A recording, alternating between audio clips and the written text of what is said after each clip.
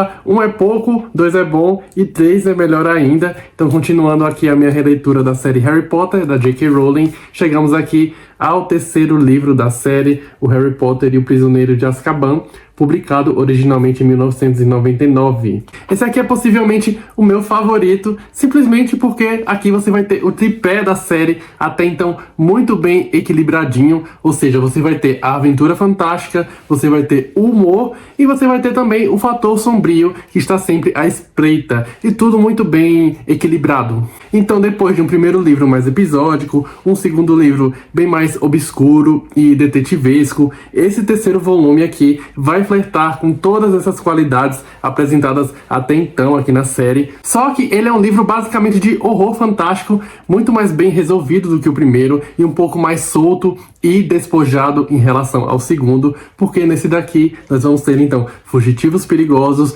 maus agouros e viagens no tempo. Então, fazer 13 anos já não é fácil, mas quando você é o Harry Potter, a coisa complica um pouco mais, porque ali depois das suas longas férias de verão, com seus insuportáveis tios trouxas, que vão culminar inclusive num acidente no qual a sua tia Guida vai acabar sendo transformada em balão, o Harry Potter volta para o seu terceiro ano na escola de Hogwarts, porém há uma ameaça ali à espreita. A gente vai ter então o Sirius Black, que é um perigoso bruxo das trevas que acabou de escapar da prisão de Azkaban, a prisão dos bruxos, e o mundo mágico está empolvoroso com essa fuga. Isso porque o Sirius Black é supostamente um fiel seguidor do Lord Voldemort, e ele teria fugido da prisão justamente para eliminar o que na sua concepção é o único obstáculo que, está impedindo o retorno ali do seu mestre, que é o próprio Harry Potter. Então, por conta disso, a escola de Hogwarts, durante aquele ano letivo, vai ficar sob a vigilância dos temíveis Dementadores, que são os guardas de Azkaban, criaturas muito sombrias que sugam a alegria das pessoas e de todo o ambiente ali à volta. E esses Dementadores, eles parecem nutrir um interesse muito especial pelo Harry em particular. Como sempre, com toda essa trama, o nosso herói aqui vai, durante o seu terceiro ano, ali na escola de Hogwarts, ser envolvido por uma trama muito cheia de reviravoltas, onde nem tudo é o que parece ser e onde muitos segredos estão prestes a virem à tona. O que vai acontecer aqui nesse livro é que o Harry vai dar então, portanto, mais um passo muito importante ali na sua jornada de autoconhecimento, porque estamos falando do nosso herói resolvendo-se com algumas questões do seu passado, principalmente envolvendo as circunstâncias em que os seus pais foram assassinados enquanto ele ainda era bebê. Só que ele não é um livro tão sombrio assim quanto Câmara Secreta, por exemplo, e a série ela tá se tornando mais adolescente também, então a gente vai ter uma coisa aqui muito mais rebelde, um pouco mais até despojada. Então, primeiro de tudo, eu digo que esse é o livro mais desenvolto da série até então, estruturalmente falando, porque a J.K. Rowling ela parece muito mais à vontade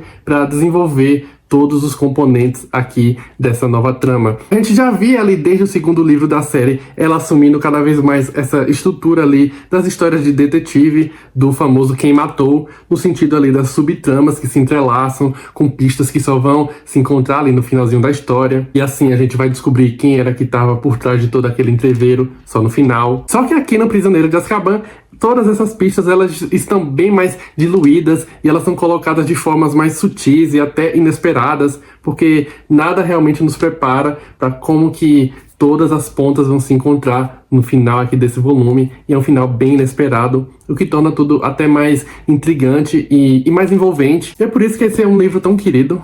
E ele também é o livro que melhor funciona de forma independente aqui na série. Primeiro porque tudo vai funcionar sem realmente depender tanto de conhecimentos prévios adquiridos ali nos volumes anteriores. E esse também vai ser o único volume em que o Harry não vai enfrentar alguma versão ali do Voldemort aqui no final. Então ele vai ser uma trama muito bem humorada, que vai envolver vingança, redenção, você vai ter um prisioneiro foragido, você vai ter criaturas espectrais, e além disso você vai ter uma viagem no tempo. O tempo inteiro ele tem muito desse bom humor que contrasta diretamente com essas coisas sombrias que vão sendo sugeridas e que vão se adensando ali naquele universo. Então você acha que os mortos que realmente amamos nos deixam? Você acha que não nos lembramos deles ainda mais claramente em momentos de grandes dificuldades? O seu pai vive em você, Harry. Vai ser muito interessante a presença aqui dos tais dementadores, porque eles são de longe as criaturas mais nefastas que já deram as caras aqui na série. E olha que a gente já teve o Lord Voldemort saindo de trás da cabeça de um professor. A gente já teve uma cobra gigantesca que matava pessoas só com o olhar. Mas os dementadores vão extrapolar tudo isso justamente porque eles adicionam essa dimensão psicológica aos desafios físicos que anteriormente o Harry enfrentou. Então os dementadores são basicamente espectros de capuz preto que emanam frio. Portanto, a mera aproximação deles já vai causar extrema angústia e infelicidade em todo mundo. E como eu mencionei, eles parecem ter uma pretensão aqui ao Harry justamente porque o Harry tem horrores ali no seu passado que não chega nem perto dos horrores ali dos seus coleguinhas, que vai torná-lo um banquete tão atraente aqui para aquelas criaturas. E a gente entende, né, que esses dementadores seriam ali no universo mágico uma manifestação da depressão. E é louco porque um dos efeitos que eles causam é justamente obrigar as pessoas a reviverem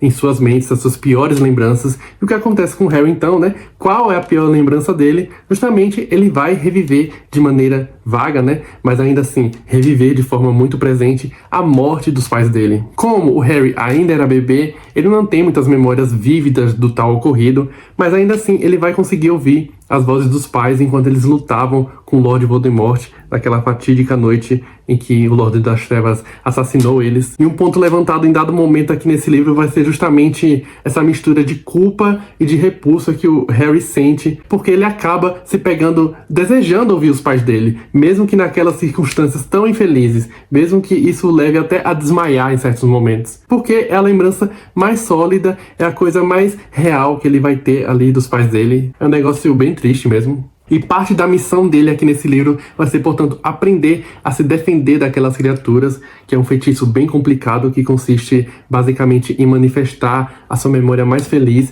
como uma espécie de escudo protetor, o que vai lembrar até o Star Wars com a história lá da Força.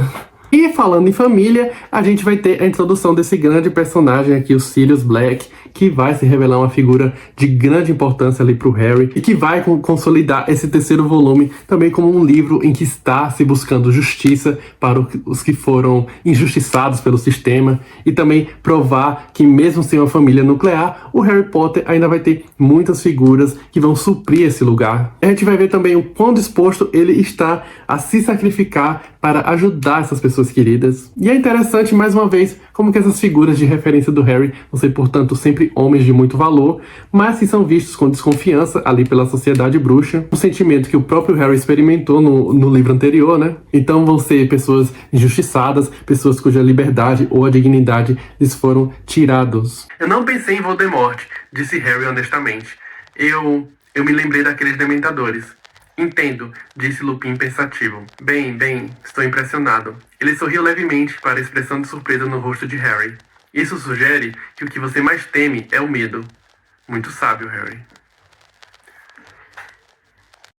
E essas outras facetas desse preconceito, dessas relações de poder aqui dentro do mundo mágico, também vão acontecer ali quando a gente vai ter o novo professor de defesa contra as artes das trevas, o professor Lupin, que é um docente super competente, um professor queridíssimo por todo mundo, só que ele é um lobisomem, então isso é algo muito mal visto ali pela comunidade mágica. O simples fato dele ter sido contratado como um professor já seria uma controvérsia para muitos. E nessa mesma levada a gente vai ter a trama aqui envolvendo o hipogrifo Bicurso, que por conta de um mero capricho ali do Draco Malfoy, mais uma vez, né, por mera vingancinha, ele vai acabar sendo condenado à morte. E esses episódios então vão revelar como que a trama é tão permeada por essas injustiças contra indivíduos inocentes. A gente vai ver nessas facetas como as tensões sociais e como esses preconceitos sempre atravessam o mundo bruxo e como eles realmente fazem parte da essência aqui da história. A gente pode falar também aqui do trio principal, o Harry, o Ron e a Hermione. Eles estão se tornando adolescentes,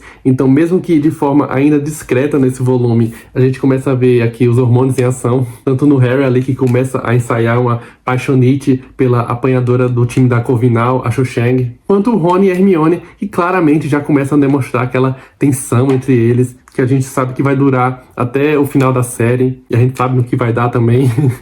Agora, eu considero o clímax desse episódio um dos melhores, porque ele é bem comum, ele vai de certa forma até se dilatar em dois momentos distintos. Então quer dizer, você vai ter ali a grande revelação final na Casa dos Gritos, e depois você vai ter a tal da viagem do tempo. Então é um movimento que só estende aquele efeito de tensão e de reviravolta, e é algo que vai tornar as coisas ainda mais interessantes. Primeiro, eu devo dizer que eu adoro aquele momento lá na Casa dos Gritos, em que as revelações vão sendo jogadas. Ele é muito bom, eu acho que deve ser o meu favorito aqui na série, porque ele parece até um clímax meio de tragédia grega. Ele é bem teatral. Primeiro porque a história até então ela estava se encaminhando para uma confrontação final entre o Harry e o Sirius. Quer dizer, o Harry e o que seria o grande vilão aqui desse volume. No entanto, o que ocorre é mais uma lavação de roupa suja, com os personagens desenrolando ali uma série de mal-entendidos, revelando verdades muito chocantes e reescrevendo completamente o que se pensava que seria o desfecho aqui da trama. Porque ele não é um desfecho que se vale ali de uma grande batalha ou de um grande desafio que precisa ser superado. É uma questão realmente de colocar os pingos nos is, e ele vai adicionar então essa nova perspectiva para uma trama que vinha acontecendo há 13 anos. Eu também adoro o uso do vira-tempo aqui da Hermione, que se torna também essencial pro desfecho desse entreveiro. Vai ser muito interessante como que a J.K. Rowling vai construir uma dinâmica muito interessante aqui para a questão da viagem no tempo, porque ele não vai ser necessariamente um paradoxo. Então, no universo do Harry Potter, o tempo ele é retratado de forma linear, o que significa que o passado aconteceu porque ele sempre deveria ter acontecido. Então, a gente vai ver aqui o que seria um loop causal, ou seja, algo que está condenado a se repetir. Porque quando o Harry e a Hermione voltam no tempo para ajustar ali algumas pontas que ficaram soltas, o que a gente percebe é que eles não mudam nada do passado. Eles apenas estão garantindo que os eventos se desenrolem como já deveriam ter acontecido. Então, em outras palavras, o que a gente está testemunhando é simplesmente outro ângulo dos mesmos fatos que já ocorreram, reafirmando então como que os acontecimentos são inevitáveis e até imutáveis. Enfim, isso é um pouco confuso, mas o bom é que a J.K. Rowling, dessa forma, ela descarta até a possibilidade de futuros alternativos. E eu acho que já fica até mesmo claro ali, por exemplo, com a matéria de adivinhação, como que essa ideia de prever o futuro, ou como que essa ideia de conseguir mudar o passado, ela realmente não funciona nesse universo. Mas, se eu não me engano, essa questão ela vai ser melhor explorada, acho que no 5º livro aqui da série. Enfim, eu achei todo esse desenlace bem dilatado, né? Em que tudo vai ser resolvido entre esses dois momentos chaves, a situação na Casa dos Gritos, essa volta no tempo, um dos melhores momentos aqui na saga. E eu acho que é isso. Prisioneiro de Azkaban é o livro mais espirituoso da série até então, e não dá realmente para sair indiferente dessa aventura. Ele é um volume que vai condensar, então, todos aqueles elementos dos dois primeiros livros em algo muito mais fluido, que vai trazer, de fato, o melhor aqui do que seria esse espírito da série Harry Potter. O Harry tá montando ali o que seria a sua coligação dos desajustados, que vão envolver agora um presidiário e um lobisomem.